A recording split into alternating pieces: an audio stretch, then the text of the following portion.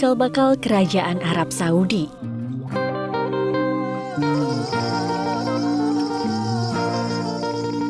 Cerita pilu di balik Chop Chop Square.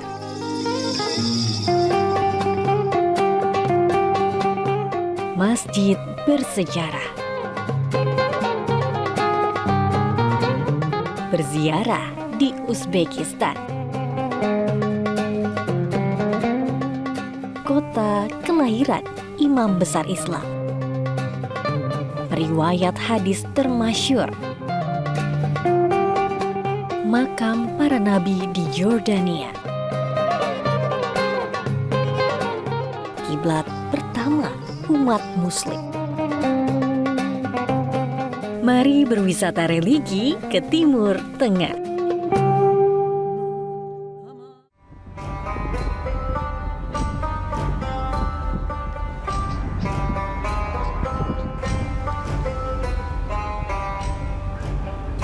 Saya mengawali perjalanan saya di ibu kota negara, Riyadh.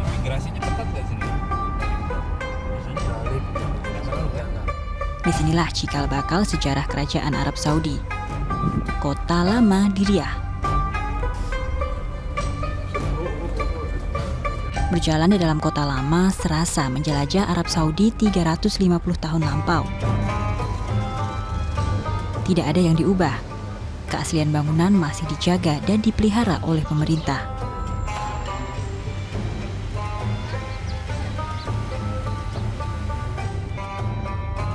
Tak hanya menjadi kota pembelajaran sejarah, Riyadh juga menjadi tujuan wisata warga lokal, terutama keluarga.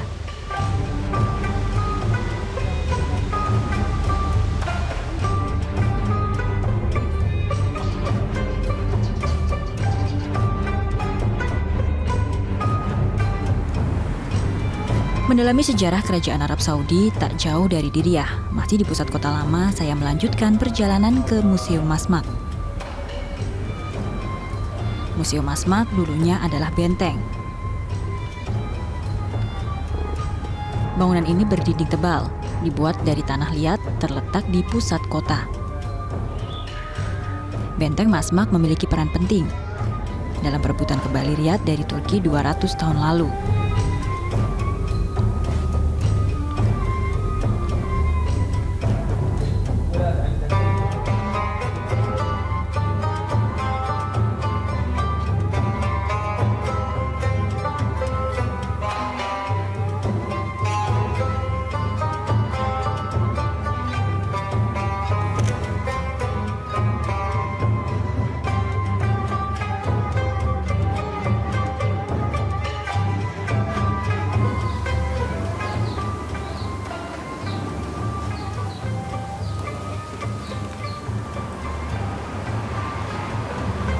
Berkeliling Al-Masmak Museum ini, kita bisa melihat wajah raja pertama Saudi Arabia, yaitu King Abdul Aziz.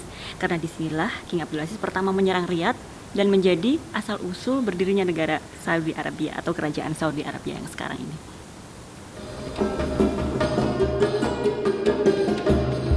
Beberapa tahun lalu ada jadwal tertentu di mana perempuan hanya boleh masuk ke museum di waktu-waktu yang ditentukan. Kini, museum telah bebas dibuka bagi siapa saja. Assalamualaikum. I'm Amalina from Indonesia. And you, sir? I'm Majid. My name is Majid. I'm from Pakistan. Yeah, I was very welcome. So I heard that women can only enter this museum in certain days, like Family Day, like today, Thursday. Is that true? Still happening here? No, actually that is the old timing, but this ministry is allowed now. You can come anytime. We start at 8 in the morning and we close is the 9 is the night. It's 13 hour. You can come anytime. If it's an individual or like a family, you can come anytime. Just Fridays only we don't open is the morning. Just is the evening time. After the prayer. After the after Asr prayer. After Asr prayer, yeah. And we close is Fridays 8, not a 9. But Saturday, Sunday is all days is we start in the 8 in the morning when we close is the 9 is the night. And this is the gifts museum, the gift Yeah, shop it's here, like a is souvenir. Made is in locally made. It's made by Riyadh. Saudi Arabia. Actually, Saudi Arabia. my company make a gift for ministry. Oh, If you see in the pictures, any prime minister, any guest of Saudi government came Saudi Arabia, and this is my company make the gifts. We sell the ministry, and ministry gives the gifts. It's like that. what is the special souvenir in Riyadh, in Saudi Arabia, that we tourists should have? Okay, I show you some pieces. Yeah. This is the museum building. Oh, Yeah. This is Al Masmak. Al-Masma. Yeah, this And is it's always- made from? This is like a stone, but with Oh, the it's hand stone. cutting is yeah, it's hand cutting is wow, all. it's handmade. And other you have like this. This is very special. This is Arabic coffee pots. Oh, wow. This is Arabic coffee, and this is gold plated.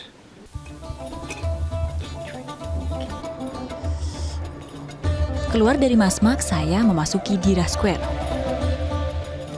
Walaupun sering menjadi lokasi anak-anak dan pemuda menghabiskan waktu di sore hari, turis asing sering menyebut lokasi ini dengan istilah Chop Chop Square. Ada cerita menyedihkan di balik penamaan tempat ini. Ini adalah masjid di mana setiap pekan dilakukan hukuman secara syariat Islam.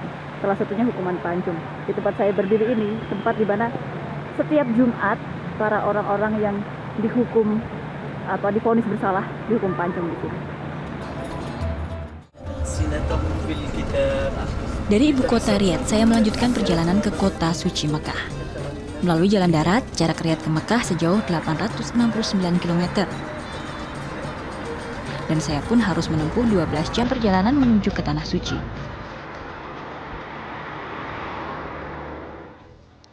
Tujuan pertama saya di Tanah Suci adalah Wadi Mina, menuju ke sebuah masjid bersejarah Al-Bai'at. Masjid ini termasuk bangunan bersejarah yang baru saja ditemukan keberadaannya, yaitu di tahun 2005. Bai'at berarti sumpah setia, dan diyakini di masjid inilah sumpah setia kaum Madinah kepada Rasulullah SAW untuk memeluk agama Islam dilakukan.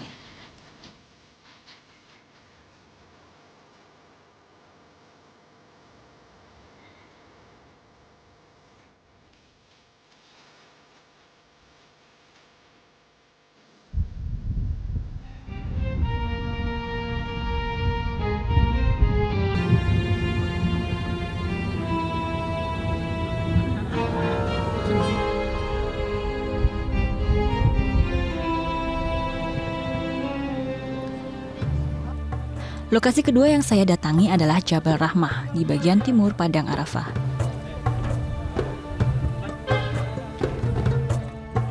Sebuah bukit yang secara harfiah diartikan sebagai bukit kasih sayang karena diyakini menjadi tempat pertemuan Adam dan Hawa.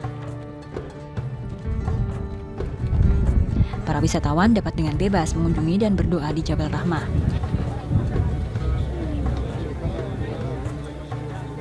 Namun di musim haji, hampir seluruh bukit ini akan berwarna putih dipenuhi oleh para jamaah.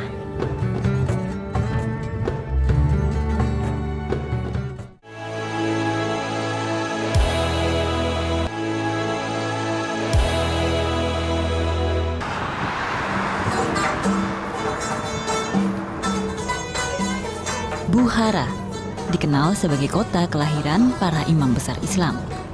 Hari berikutnya saya khusus melakukan ziarah ke beberapa makam imam berpengaruh yang berada di Uzbekistan. Masih di kota Bukhara, disinilah Syekh Muhammad Bahauddin Al-Bukhari An-Naqsyabandi disemayamkan.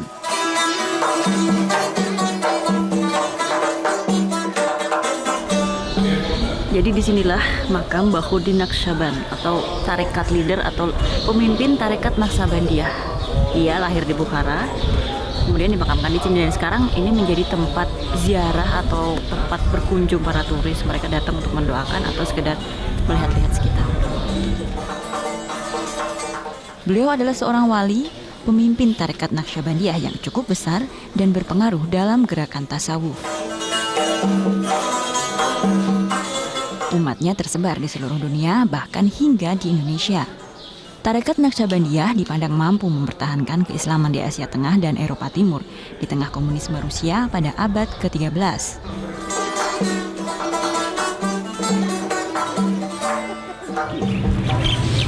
Oke, hari ini kita akan ke Samarkand sekitar 5 jam dari Bukhara dan kita akan ziarah ke beberapa makam tokoh nasional dan juga tokoh Islam.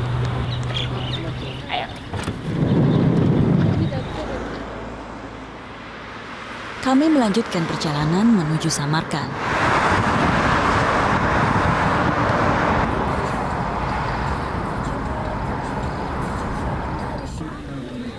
Imam besar umat Islam Amirul Mukminin fil Hadis Imam Bukhari dilahirkan di Bukhara dan disemayamkan di Samarkand. Memasuki komplek makam, para pengunjung wajib mensucikan diri atau melakukan wudhu di tempat yang disediakan.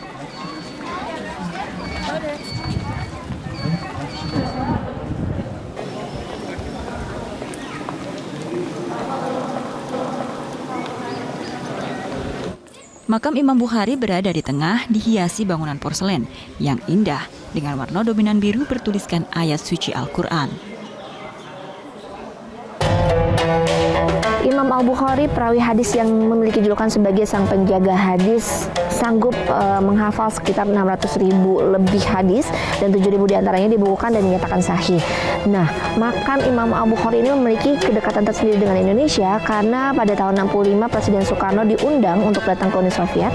Salah satu syarat yang diajukan untuk pemerintah Uni Soviet bila ingin mengundang beliau adalah harus merenovasi makam Imam Al-Bukhari. Maka pemerintah Soviet pun memugar dan memperindah makam Imam Bukhari hingga menjadi megah seperti ini.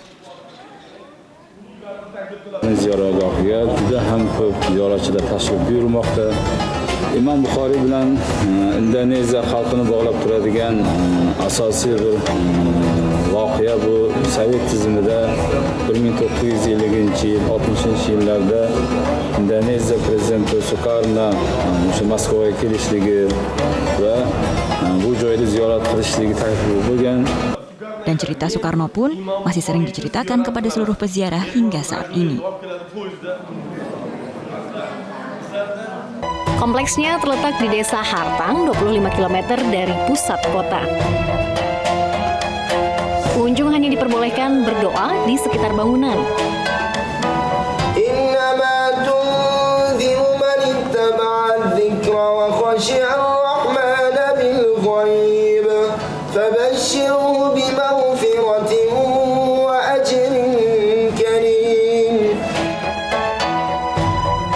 Makam asli tempat disemayamkannya jenazah sang imam berada di bawah bangunan megah. Dan kali ini saya pun diizinkan untuk turun dan mengirimkan doa langsung di hadapan makam asli sang imam. Imam Bukhari terkenal dengan kepandaiannya. Sejarah mencatat lebih dari 600.000 hadis bisa ia hafalkan. Alhamdulillah tadi diizinin masuk ke dalam, itu adalah makam aslinya Imam Al-Bukhari. Kalau yang di atasnya sudah simbol atau restorasi, jadi Hawa sejuk sangat terasa di sekitar makam, dengan pohon yang rindang dan dihiasi arsitektur bangunan bersejarah yang megah.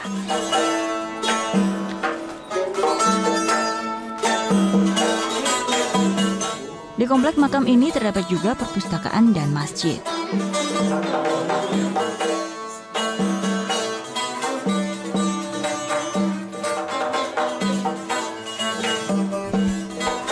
Masjid ini biasa digunakan para pengunjung atau turis untuk singgah menunaikan sholat.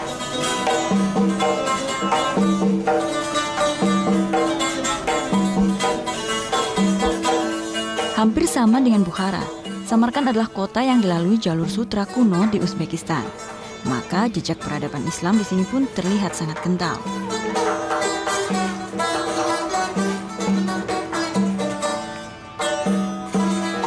Seorang Muslim, Ibnu Battuta, menggambarkan Samarkand sebagai salah satu kota terbaik, teragung, dan paling sempurna dalam hal keindahannya.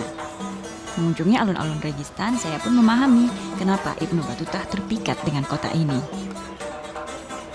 Registan adalah jantung dari kota Samarkand di masa dinasti Timurid.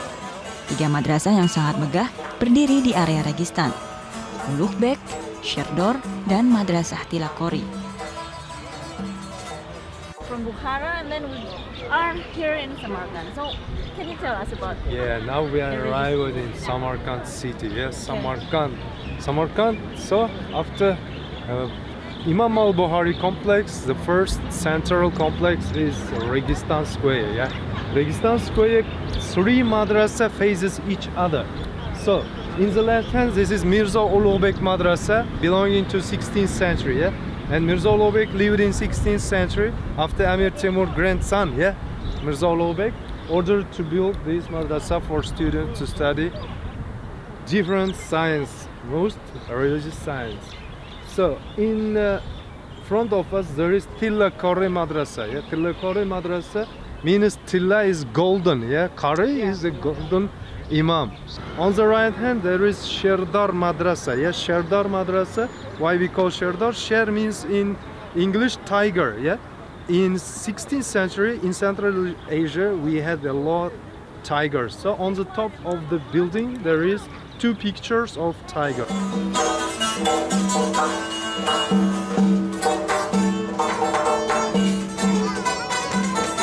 Registan menjadi tempat berkumpul warga dan turis untuk menikmati angin musim semi.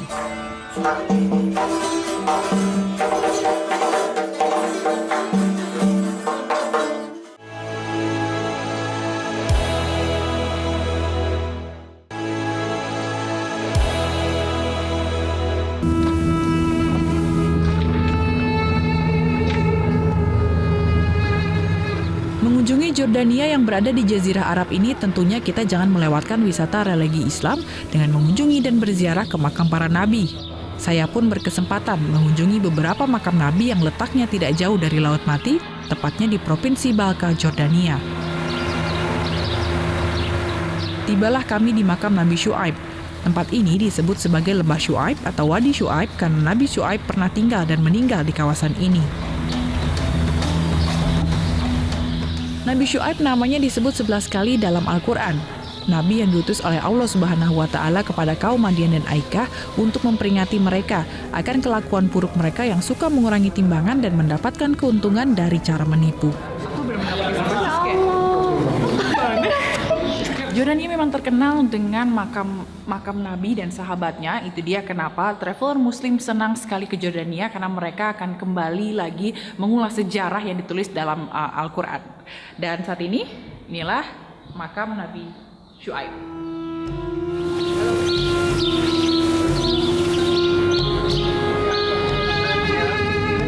Tidak jauh dari makam Nabi Syuaib, saya pun mengunjungi makam Nabi Yusha. Nabi Yusha ialah nabi yang memimpin Bani Israel ke Palestina setelah Nabi Musa wafat.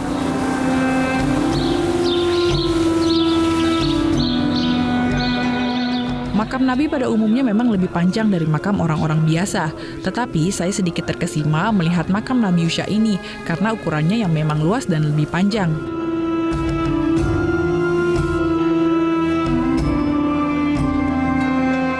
Ternyata panjangnya makam Nabi Yusha ini ialah karena pada saat dibangun tidak diketahui secara persis di mana jasad dari Nabi Yusha ini.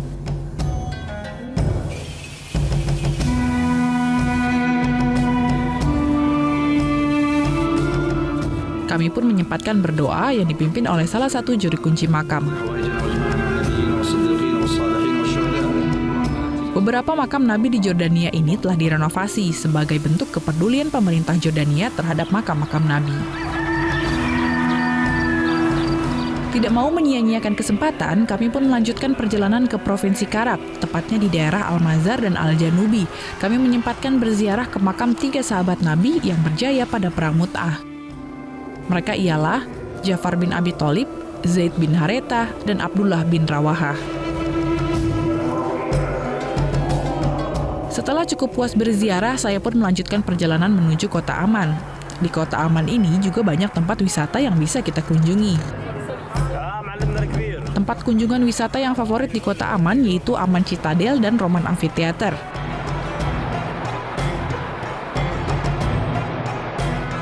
Kedua peninggalan bersejarah ini adalah bukti nyata pendudukan bangsa Romawi kuno di tanah Jordania saat itu.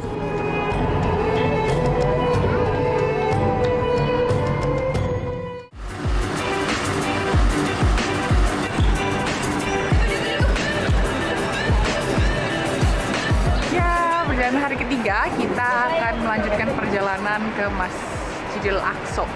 Masjid Aqsa. Lokasi Masjid Al-Aqsa ini tidak jauh dari tempat kami menginap. Kita parkir di suatu tempat, dan dari tempat parkir itu jaraknya sekitar berapa ya? 15 menit lah kalau jalan kaki. 15 menitan lah kalau jalan kaki.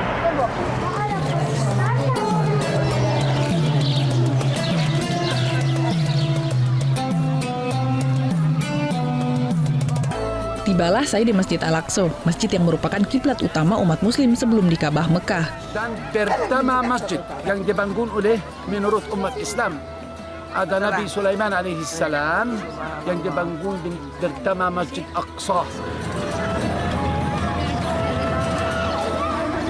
Penjagaan di kawasan Komplek Al-Aqsa ini cukup ketat karena konflik yang terjadi antara negara Israel dan Palestina membuat tidak semua wisatawan bisa masuk ke sini. Di sini, pakaian pun tidak boleh sembarangan, terutama bagi wanita. Wanita harus mengenakan pakaian tertutup karena tidak ada umat agama lain yang boleh masuk ke masjid ini. Dan bagi Anda yang ingin membawa kamera, pastikan membawa kamera yang mudah dibawa dan kamera dengan perangkat yang sederhana. Nabi Muhammad SAW waktu Isra dan Mi'raj yang naik ke surga di sini. Kubbah, ini ada kubbah di atas.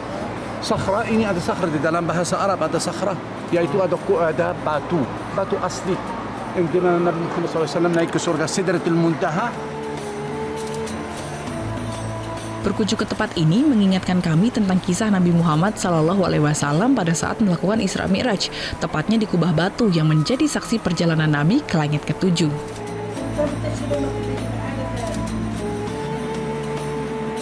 Sebelum akhirnya pergi ke surga, Nabi Muhammad terlebih dahulu melakukan sholat sunat 2 rakaat di sebuah gua yang terletak di bawah kubah batu ini.